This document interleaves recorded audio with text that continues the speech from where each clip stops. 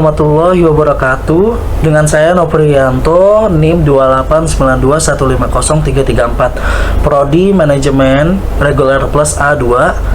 Dosen pengampu Ibu Desi Arigawati. Mata kuliah pengantar akuntansi. Pada kesempatan kali ini saya akan membahas tentang pengertian perusahaan dagang. Seperti namanya, perusahaan dagang adalah perusahaan yang bergerak dalam bidang perdagangan. Barang dan aktivitas utamanya adalah menjual barang. Perusahaan dagang menjual kembali barang yang mereka jual tanpa mengubahnya sedikit pun. Yang dimaksud dengan mengubah barang adalah mengelola atau mengubah nilai dan bentuk barang itu sendiri. Jadi perusahaan barang yang hanya membeli barang dan tinggal menjualnya saja dengan harga jual yang lebih tinggi dari harga beli. Keuntungannya yang didapatkan perusahaan dagang berasal dari selisih harga barang yang mereka jual. Ciri-ciri perusahaan dagang. Ciri-ciri perusahaan dagang memiliki dua ciri utama yang dapat dilihat dari usaha yang dilakukan dan kegiatan akuntansinya. Yang dimaksud dengan usaha yang dilakukan adalah perusahaan dagang melakukan pembelian barang dagang dan menjualnya kembali tanpa terlebih dahulu mengolah barang tersebut. Sedangkan dari kegiatan akuntansinya, perusahaan dagang menggunakan akun persediaan barang dagang, di mana terdapat perhitungan harga pokok penjualan dan laporan laba rugi. Dapat menggunakan bentuk single step dan multiple step. Proses inti perusahaan dagang. Perusahaan dagang memiliki proses ini yang sangat berbeda dengan perusahaan non-dagang. Dapat disimpulkan, proses inti perusahaan dagang adalah sebagai berikut. 1. Pembelian. Mencakup pembelian peralatan dan perlengkapan perusahaan, pembelian barang dagang, dan pembelian barang lainnya untuk kegiatan usaha.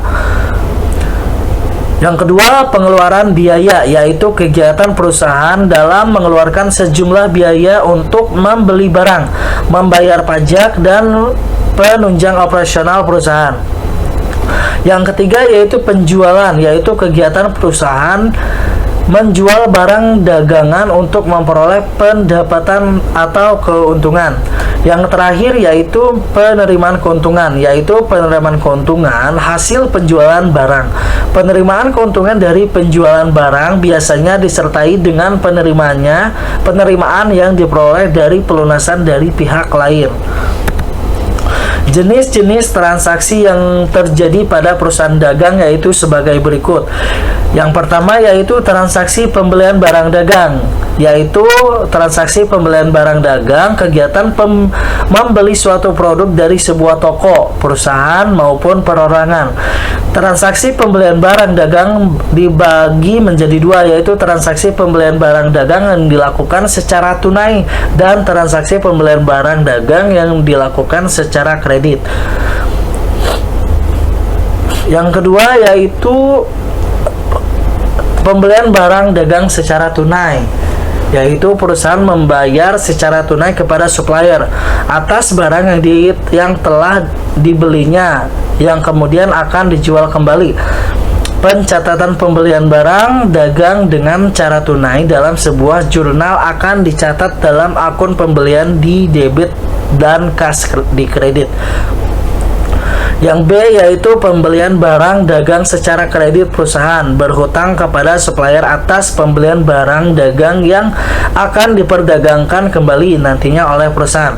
Pencatatan pembelian barang dagang dengan cara kredit dalam sebuah jurnal akan dicatat dengan cara mendebit akun pembelian dan mengkredit akun utang dagangnya.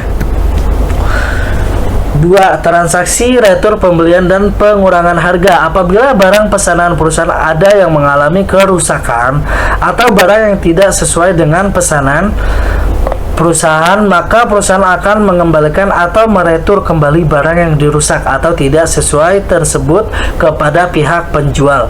Jenis transaksi ini jika dilakukan dengan kredit maka akan dicatat dalam jurnal dengan mengkredit akun retur pembelian dan pengurangan atau potongan harga serta mendebit akun utang dagang. Namun bila transaksi ini dilakukan dengan tunai maka pencatatan dalam jurnalnya adalah dengan mengkredit akun retur pembelian dan pengurangan harga serta mendebit akun kas.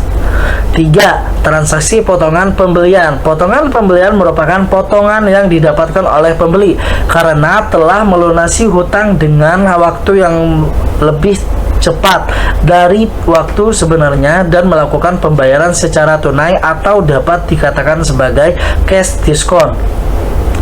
Transaksi potongan pembelian dicatat dalam jurnal dengan mengkredit akun kas dan potongan pembelian serta mendebit akun utang dagang.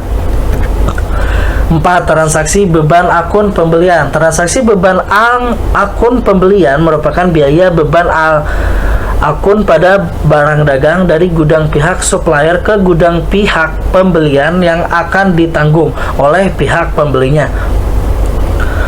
Saat pelunasan pembayaran sudah dilakukan maka akan diberikan potongan pembelian. Transaksi beban angkut pembelian catatan dalam jurnal dengan mengkredit akun kas dan mendebit akun beban angkut pembelian.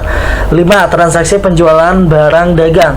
Perusahaan menjual barang dagang kepada konsumen yang pembayarannya dapat dilakukan secara tunai maupun kredit.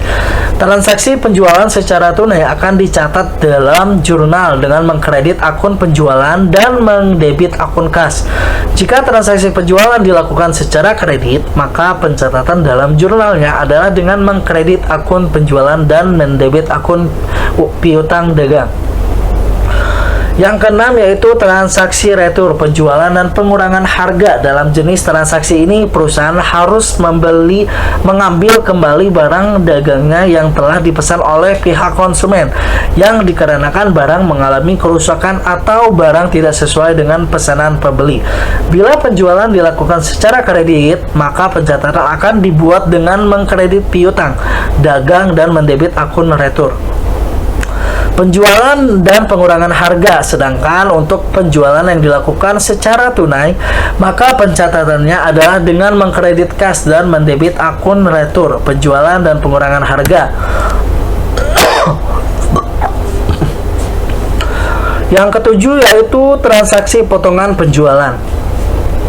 Di dalam transaksi potongan penjualan, perusahaan atau pihak penjualan akan memberikan potongan penjualan kepada pihak pembeli yang telah melunasi piutangnya sesuai dengan waktu yang telah ditetapkan.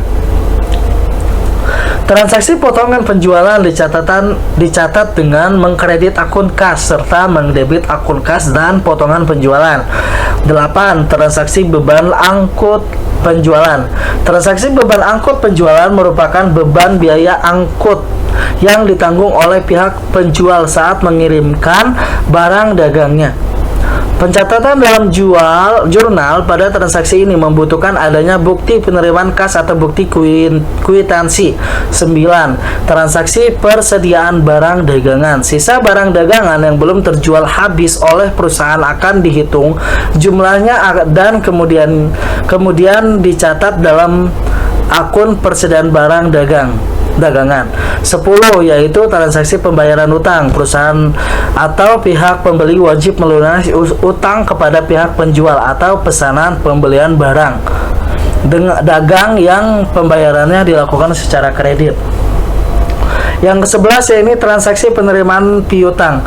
Perusahaan atau pihak penjual memperoleh pelunasan piutang dari pihak pembelian atas pembelian barang secara kredit oleh pihak pembelinya.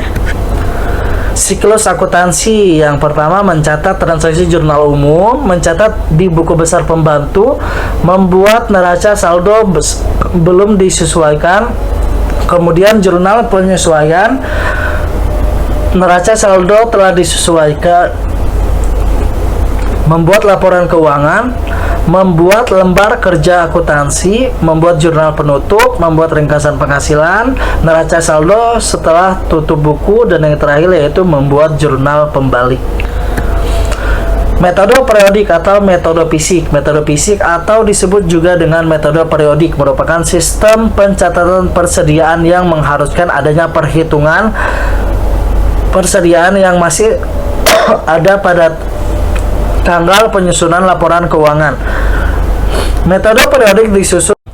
Metode periodik atau metode fisik. Metode fisik atau disebut juga dengan metode periodik merupakan sistem pencatatan persediaan yang mengharuskan adanya perhitungan persediaan yang masih ada pada tanggal penyusunan laporan keuangan.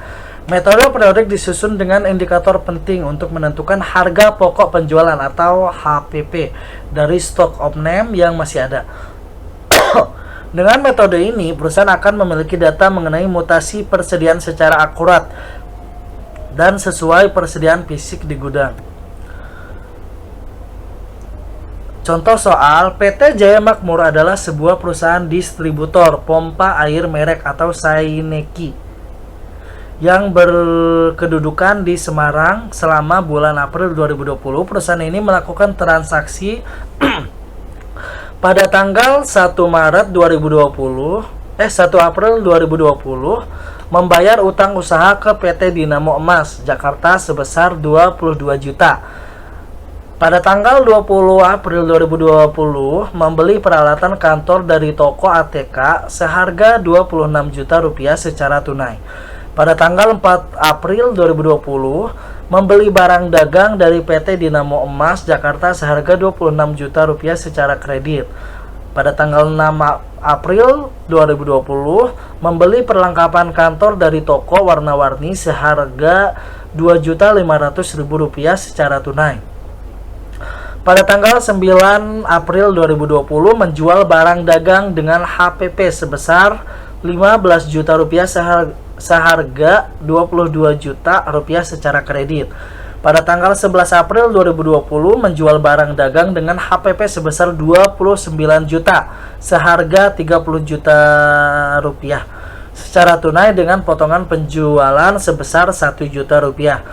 Pada tanggal 12 April 2020 membeli barang dagang dari PT Dinamo Emas Jakarta senilai 35 juta rupiah secara tunai dengan potongan tunai sebesar 2 juta rupiah.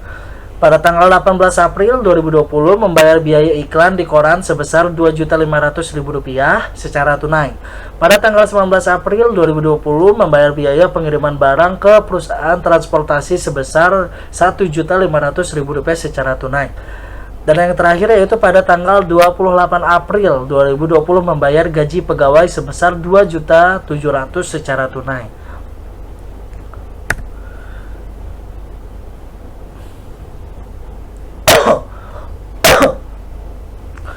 Untuk jawaban biaya makmur April 2020 pada tanggal 1 utang usaha didebit sebesar 22 juta rupiah, untuk kas dikredit sebesar 22 juta rupiah. Pada tanggal 2 April 2020 peralatan kantor didebit sebesar 26 juta rupiah dan di kas kredit sebesar 26 juta rupiah. Untuk pada tanggal 4 April 2020 yaitu pembelian didebit sebesar 26 juta rupiah, sedangkan utang usaha di kredit yaitu sebesar 26 juta rupiah. Pada tanggal 6 April 2020 perlengkapan kantor yaitu didebit sebesar 2.500.000 rupiah, sedangkan di kas kredit sebesar 2.500.000 rupiah. Pada tanggal 9 April 2020, piutang usaha didebit sebesar 20 juta rupiah, sedangkan penjualan di kredit yaitu sebesar 22 juta rupiah. Tanggal 11 April 2020, kas didebit sebesar 36 juta rupiah, potongan penjualan di kredit sebesar 1 juta rupiah, penjualan juga di kredit sebesar 35 juta rupiah. Untuk pada tanggal 12 April 2020 pembelian di debit sebesar 35 juta rupiah, potongan pembelian di kredit sebesar 2 juta rupiah, kas di kredit sebesar 33 juta rupiah. Pada tanggal 18 April 2020, beban iklan 2.500 di debit sebesar 2.500.000 rupiah, kas di kredit sebesar 2.500.000 rupiah. Tanggal 19 April 2020, beban angkut di debit sebesar 1.500.000 rupiah, kas di kredit sebesar 1.500.000 rupiah. Yang terakhir yaitu tanggal 28 April 2020, beban gaji karyawan di debit sebesar 2.700.000 rupiah, kas di kredit sebesar 2.700.000 rupiah. Untuk jumlah di debit sebesar 176.200.000 rupiah dan di kredit sebesar 176.200.000 rupiah. Metode perpetual atau pengertian metode perpetual merupakan metode pencatatan persediaan perusahaan retail yang dilakukan dengan cara membuat akun-akun secara berpisah untuk setiap jenis persediaan. Metode perpetual bisa juga disebut sebagai metode buku pembantu persediaan. Keunggulan dari metode ini adalah lebih mudah melakukan kontrol persediaan dan menentukan HPP dari produk-produk yang beragam. Contoh soal, PT Primana Niaga adalah sebuah perusahaan distributor kalkulator merek Romeo yang berkedudukan di Surabaya. Selama bulan Januari 2021, perusahaan tersebut melakukan transaksi sebagai berikut. Tanggal 1 Januari 2021 menerima pelunasan piutang dari toko Mipasol Semarang sebesar Rp12.500.000. Pada tanggal 4 Januari 2021 membeli barang dagang secara kredit senilai Rp65 juta dari PT Masindo. Tanggal 5 Januari 2021 membayar beban perbaikan kendaraan sebesar Rp3.200.000 secara tunai. Tanggal 6 Januari 2021 menjual barang dagang yang memiliki HPP sebesar Rp84 juta ke toko siswa dengan harga Rp95 juta secara tunai dengan potongan tunai sebesar Rp2 juta. Tanggal 8 Januari 2021 membeli barang dagang dari PT Masindo secara tunai seharga Rp50 juta dengan potongan tunai sebesar Rp2.500.000. Tanggal 10 Januari 2021 menerima pelunasan piutang dari toko ABC sebesar Rp45 juta dengan potongan tunai sebesar Rp2 juta. Tanggal 12 Januari 2021 membeli peralatan kantor atau 3 buah komputer senilai Rp18.500.000 secara tunai. Pada tanggal 13 Januari 2021 menjual barang dagangan dengan HPP sebesar Rp67 juta seharga Rp75 juta di mana sebesar Rp25 juta dibayar tunai dan sisanya akan dilunasi dalam waktu 2 bulan. Tanggal 14 Januari 2021 membeli peralatan kantor yaitu meja, kursi, dan rak buku secara kredit harga Rp15 juta.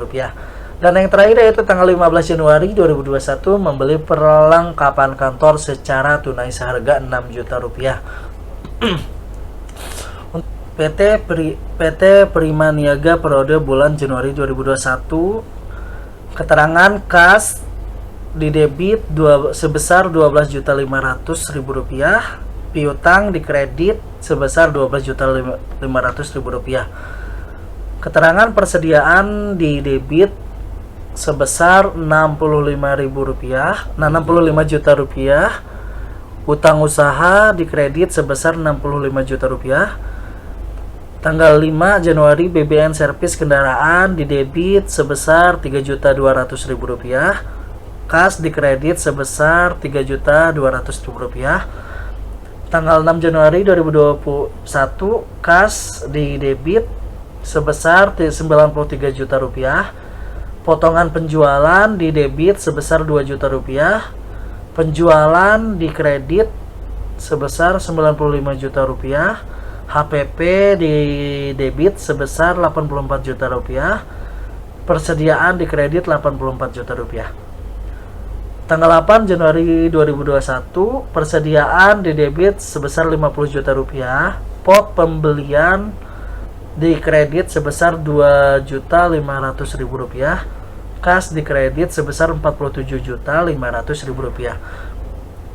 Tanggal 10 Januari 2021, kas di debit sebesar 43 juta rupiah, potongan penjualan di debit sebesar 2 juta rupiah, piutang di kredit sebesar 45 juta rupiah.